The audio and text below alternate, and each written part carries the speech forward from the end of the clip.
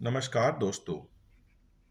आज मैं आपको गाय की महिमा बतलाता हूँ।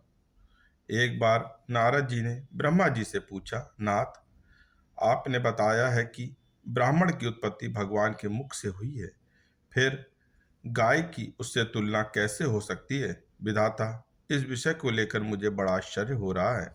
ब्रह्मा जी ने कहा, बेटा, पहले भगवान के मुख से महान तेजोमय पुंज प्रकट हुआ। उस तेज से सर्वप्रथम वेद की उत्पत्ति हुई। तत्पश्चात क्रमशः अग्नि, गाय और ब्राह्मण ये पृथक पृथक उत्पन्न हुए। मैंने संपूर्ण लोकों और भुवनों की रक्षा के लिए पूर्व काल में एक वेद से चारों वेदों का विस्तार किया।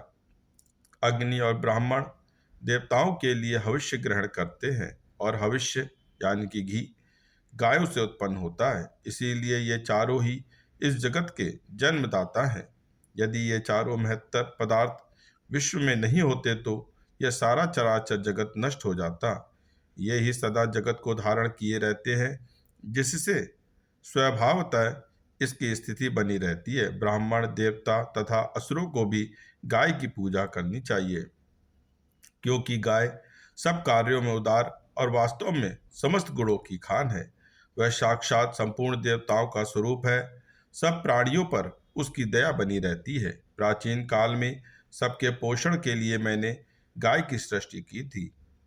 गाय की प्रत्येक वस्तु पावन है और समस्त संसार को पवित्र कर देती है। गाय का मूत्र, गोबर, दूध, दही और घी, इन पंच गव्यों का पान कर लेने पर शरीर के भीतर पाप नहीं ठहरता। इसीलिए धार्मिक पुरुष प्रतिदिन गाय के दूध, दही और घी का खाया करते हैं। गव्य पदार्थ संपूर्ण द्रव्यों में श्रेष्ठ, शुभ और प्रिय है। जिसको गाय का दूध, दही, घी खाने का सौभाग्य नहीं प्राप्त होता, उसका शरीर मल के समान है, अर्थात अनेक रोग ग्रसित हो जाता है। अन्न आदि 5 रात्रि तक, दूध 7 रात्रि तक, दही 10 रात्रि तक और घी 1 मास तक शरीर में अपना प्रभाव रखता है। जो लगातार 1 मास तक बिना गव्य का भोजन करता है, उस मनुष्य के भोजन में प्रेतों को भाग मिलता है। इसीलिए प्रत्येक युग में सब कार्यों के लिए एकमात्र गाय ही प्रशस्त मानी गई है। गाय सदा और सब समय धर्म, अर्थ, काम और मोक्ष ये चारों पुरुषार्थ प्रदान करने वाली है। जो गाय की एक बार प्रदक्षिणा करके उसे प्रणाम करता है, वह सब पापों से मुक्त होकर अक्षय स्वर्ग का सुख भोगता है। जैसे देवताओं के आचार्य बृहस्पति जी वंदनीय हैं, जिस प्रकार भगवान लक्ष्मीपति सबसे पूज्य है, उसी प्रकार गाय भी वंदनीय और पूजनीय है। जो मनुष्य प्रातः काल उठकर गाय और उसके घी का स्पर्श करता है, वह सब पापों से मुक्त हो जाता है। गाय दूध और घी प्रदान करने वाली है। वे घृत की उत्पत्ति स्थान और घी की उत्पत्ति में कारण हैं। वे घी की नदियां हैं, उनमें घी की भंवरें उठती हैं। ऐसी गौवें सदा मेरे घर पर मौजूद रहें। घी मेरे संपूर्ण शरीर और मन में स्थित हो। गाय सदा मेरे आगे रहे, वे ही मेरे पीछे रहें। मेरे सब अंगों को गाय का स्पर्श प्राप्त हो, मैं गायों के बीच में निवास करूं। इस मंत्र को प्रतिदिन संध्या और सवेरे के समय शुद्ध भाव से आचमन करके जपना चाहिए।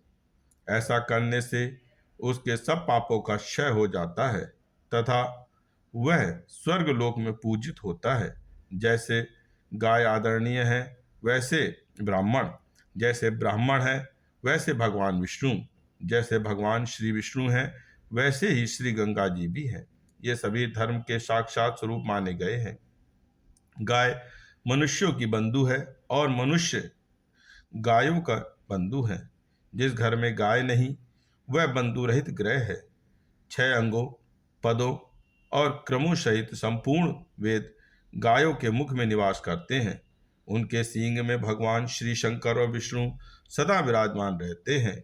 गाय के उदर में कार्तिकेय, मस्तक में ब्रह्मा, ललाट में महादेव जी, सींगों के अग्रभाग में इंद्र, दोनों कानों में अश्विनी कुमार, नेत्रों में चंद्रमा और सूर्य, दांतों में गरुण, जीवा में सरस्वती देवी, अपान गुदा में संपूर्ण तीर्थ, मूत्र स्थान में गंगा जी, रोमकूपों में ऋषि, मुख और पृष्ठभाग में यमराज, दक्षिण पार्श्व में वरुण और कुबेर, वाम पार्श्व में तेजस्वी और महाबली यक्ष, मुख के भीतर गंधर्व, नासिका के अग्रभाग में सर्प, खुरों के पिछले भाग में अप्सराएं, गोबर में लक्ष्मी, गोमूत्र में पार्वती, चरणों के अग्रभाग में आकाशचारी देवता, रम्हाने की आवाज में प्रजापति और थनों में भरे हुए चारों समुद्र निवास करते हैं।